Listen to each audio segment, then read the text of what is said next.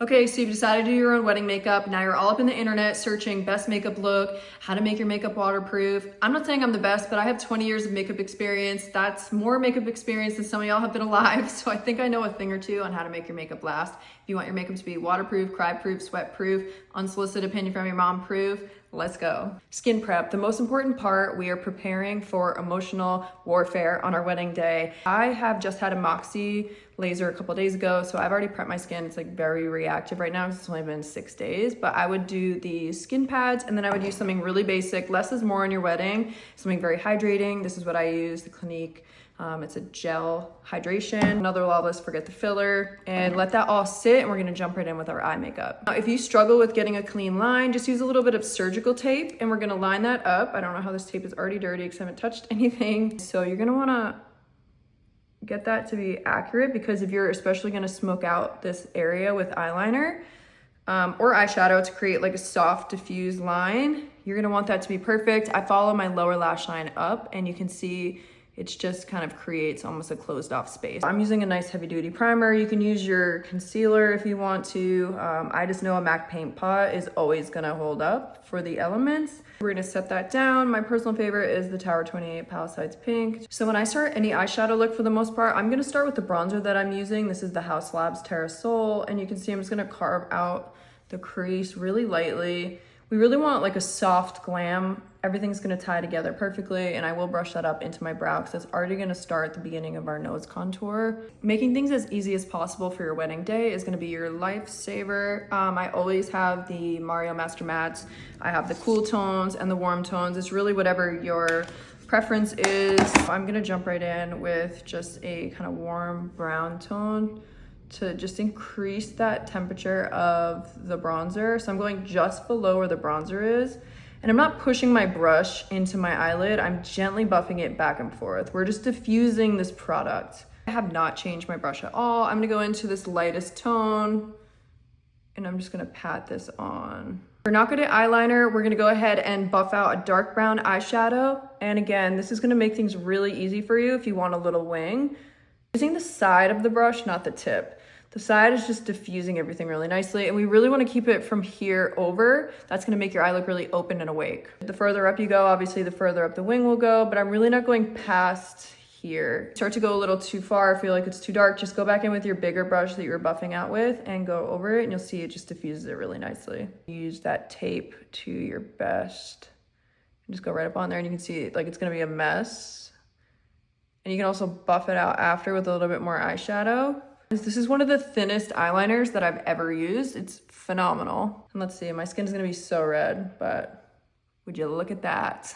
I've already curled my lashes. I'm gonna go in with a tubing mascara. You're gonna want waterproof. Tubing is great because it is waterproof, but really the mascara of your choice. I like to do mascara before I put on my lashes. I also like to put on my lashes before I do the rest of my face, because this is gonna be the most intense part, and I wanna build my face up around that. If you do make a mistake with your mascara, let it dry, then take a clean spoolie and just scratch off that area, and the mascara will be completely gone. So for lashes, I tend to lean more towards individuals for brides because it's gonna last longer, they're not gonna fall off. I hate when they lift and peel, and you can trim them to best of your ability, but they don't always last, especially through crying and the weather. So a half lash is a great option if you really don't feel confident in individual lashes. I can do a whole separate video on that to try to help you. These are pre-glued, so a lot of people struggle with the glue, so having a pre-glued lash is actually gonna be a lot easier for you. This one is the Style Daydreamer with the glue on it. I like to go like this a little bit just to kind of break it up because it's been sitting in a box. And then if you tilt your head up and look at the mirror like this, and a handheld mirror can be really helpful for that. So look down into it, and I like to start where the eyeliner begins, like that darkest point. Using the Haus Labs. This is super, super tiny brow pencil. It's amazing. And I'm doing like little hair strokes in an upward motion, and then just kind of brushing through.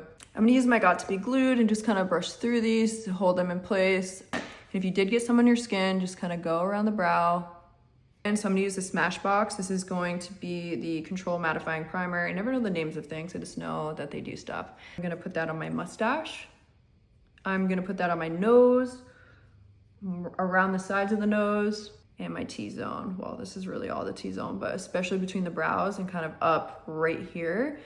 If you're very oily, go ahead and do the whole thing. I did put on a little body makeup. I tend to like to do the body makeup here first because we're matching our foundation to our body. Most of our faces are lighter. I'm gonna fake a little bit of a tan. This is a Say dual liner brush, and I'm gonna just bronze my whole face. For me personally, the Maybelline Super Stay Skin Tint lasts all day. In my kit though, I tend to lean towards NARS. Easiest way to apply our foundation, a lot of people just blop it on. You could blop it on or use the back of your hand or a palette, and you can work it into the brush, especially if you don't want to go in with too much. The whole point of doing your own makeup is for this to be easy for you, and I want you to feel confident. So working it into your brush beforehand is gonna create a very seamless effect right away. And bringing it down your neck, and if you're wearing your hair up, do your ears. A sponge is an eraser, and if you want to remove the excess, a wet sponge, and press it in after. Immediately take the makeup off the back of your hand because you're gonna have your hands photographed, so you should probably use a palette, or just use the back of your, palette. Again, a palette. Before I do my concealer, I like to go in with blush. This one, She Goes to the Gym. This is like a pinkier mauve color. I did wedding specifically for 15 years. I didn't believe in a bridal look. It's whatever looks best on that individual person. It's always going to be a la carte to me. If you went in with too much, go ahead with that sponge and press some of the excess off. But we are going to cover some of it up, so don't worry about it. So moving on to concealer, that's so personal. That's as personal as picking who you're going to marry. This is the Natasha Denona Hyglam.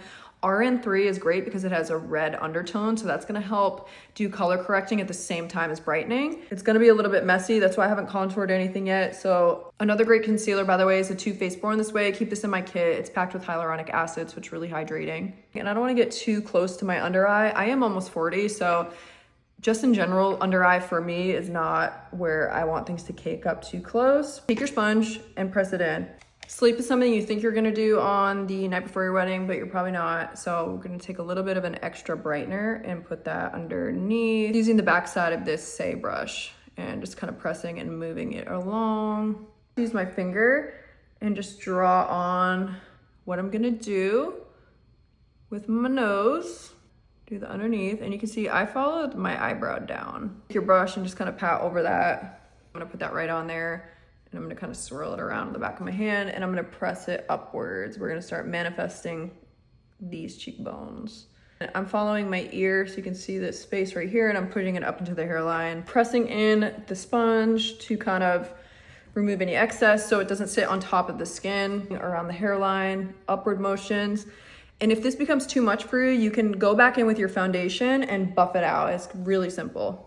This is where I like to set things with a pressed powder. I'm going back in with my Tower 28 Palisades Pink and a little puff, and I'm gonna press in that under eye. And now remember, before you press that in, make sure that you touch your eye with your finger like this to make sure there's no creases, because if you put powder on a crease, that crease is there to stay. The center of my face, here, and if you like, you can kind of go here. That creates a nice little contrast.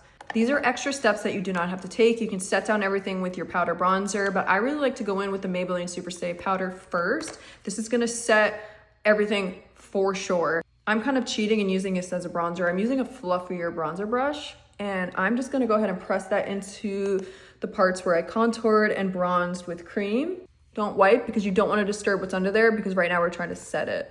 Before I go in with any loose powder and baking, I like to add my blush as well. So I'm gonna go back in with She Goes to the Gym, and we're gonna fake a glow on top later. So don't worry if you're feeling really matte. You can obviously stay mattified, but if you kind of want that sun-kissed look, tap it just over your nose slightly with just a little bit left over. Don't go back in and put that on your nose. Now I'm gonna go in with Hibiscus Haze from Haus Labs. This is gonna be like a dusty rose, and I'm gonna just hit these high points right here. Back in with Haus Labs Terra Soul. This is what we used first for our eyeshadow. We're gonna go ahead and warm up our hairline and everywhere else. And these bronzers do have a little bit of illumination in them, so they are gonna provide a glow. They're not completely matte, but they're not sparkly either, so it's just the perfect amount. You can see when I hit here, I go upward, not down. If you did go down, we can fix that with baking though. I'll show you. Don't forget under here, This is gonna create that snatched jawline. Contour your nose a little bit. This is where I'll go into and carve out my lower lash line with a little bit of bronzer. Triangle, press it in, and you really wanna press. That's how it's not gonna get splotchy. And I'm just gonna press, and you don't have to let this sit for too long. Everything depends on what your needs are. So it's really important to practice doing your makeup leading up to your wedding to kind of figure out what your baseline is for how long you want to do each thing. And that way there's no stress. Just to show you, let's do the Haus Labs. This leans a little bit more neutral, more of a yellowy tone.